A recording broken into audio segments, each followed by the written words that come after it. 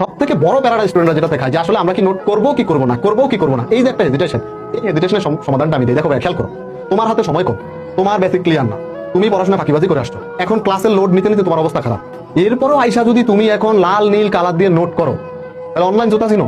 শেষ মুহূর্তে কিভাবে পড়াশোনা করা উচিত, তোমরা শেষ মুহূর্তে রিভিশন কোর্সে যুক্ত থাকো, কিন্তু এরপরেও তোমাদের পড়াশোনা গোছানো হয় না, শেষও হয় না। এর কিছু বেসিক কারণ আছে। এর মধ্যে অন্যতম কারণ হলো শেষ মুহূর্তে আসলে কিভাবে পড়া দরকার, এই সিস্টেমটাই আমরা ফলো করি না। ফার্স্ট অফ অল দেখো, তুমি যখন কোর্সে যুক্ত হবা, তুমি কি করবা? প্রথমে ক্লাস করবা, তাই তো? এখন এইখানে আসলে ক্লাসের প্রেশারটা অনেক বেশি থাকে। সকালে দিনেও ক্লাস থাকে, রাতেও ক্লাস থাকে, এটা থাকবে। এটা তোমার গত 1.5 বছরের পাপের ফল।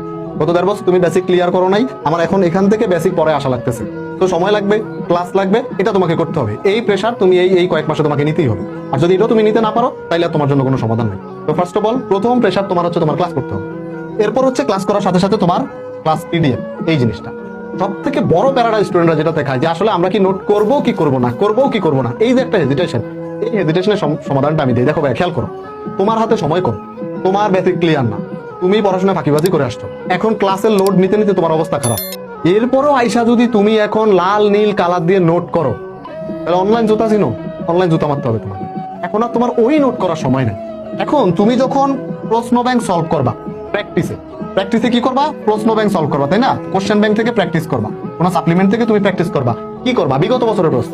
তো বিগত বছরের প্রশ্ন তুমি সলভ করলে তুমি একটা জিনিস দেখবা ভাইয়া, যে কিছু চ্যাপ্টারের, খেয়াল করো, কিছু চ্যাপ্টারে তুমি দেখতে পাবা যে কিছু টপিক থেকে অল টাইম প্রশ্ন হয়, কিছু টপিক থেকে সব সময় প্রশ্ন হয়। ধরো একটা চ্যাপ্টারের কিছু টপিক আছে যেটা থেকে 90% সময় প্রশ্ন হয়েছে, আর অন্যান্য টপিক থেকে 10% সময়, 10% সময় প্রশ্ন হয়েছে। তাহলে তোমার এই যে নোটটা, এই নোটটা তুমি আসলে কোথায় করবা? এই নোটটা তোমাকে করতে হবে ওই যে তোমার যেই টপিক থেকে 90% সময়ে প্রশ্ন হয়, যেই টপিক থেকে তোমার 90% সময় প্রশ্ন হয়, ওই টপিক। এখন এই ধরনের টপিক কিন্তু একটা চ্যাপ্টার অনেক বেশি না, ওইগুলোরে তুমি কেন নোট করবা?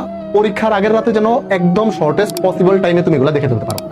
এবং ম্যাক্সিমাম চ্যাপ্টারে ওখান থেকে প্রশ্ন হবে, আকাশ বাতাস থেকে তো দিবে না।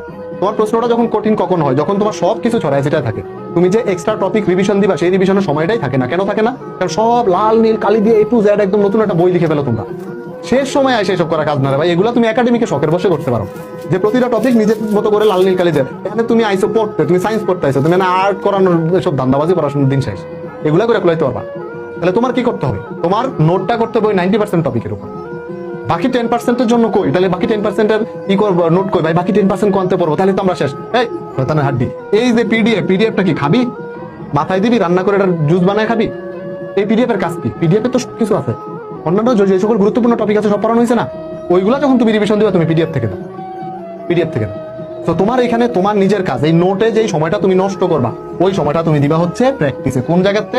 কোশ্চেন ব্যাংক, বিগত বছরের প্র্যাকটিস। মনে রাখবা, একটা চ্যাপ্টার তুমি যত ভালোভাবেই পড়ো না কেন, যতক্ষণ না পর্যন্ত ওই টপিকে, ওই চ্যাপ্টারে তুমি প্রশ্ন ব্যাংকে হাত না দিতেছো, যতক্ষণ না পর্যন্ত প্রশ্ন সলভ না করতেছো, তোমার কনফিডেন্স গ্রো হবে না, এবং ওই টপিক থেকে প্রশ্ন আসলে তুমি পারবো না।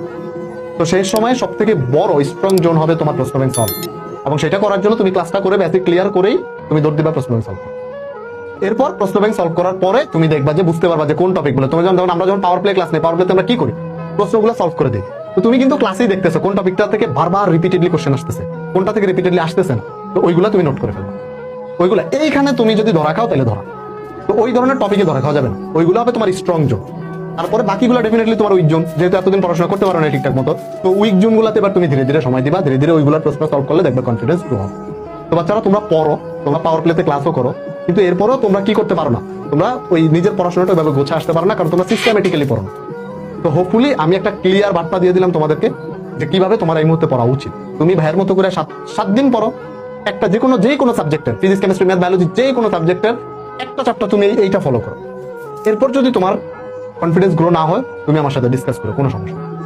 তো বাচ্চারা, হোপফুলি তোমরা একটা মেসেজ পাইছো কিভাবে পড়াশোনা করা যাবে। এই পড়াশোনাটা কন্টিনিউ করো, ইনশাল্লাহ এইসব বিষয়ে পড়াশোনা গাইডলাইন নিয়ে তোমাদের সাথে আবার আমার কথা হবে।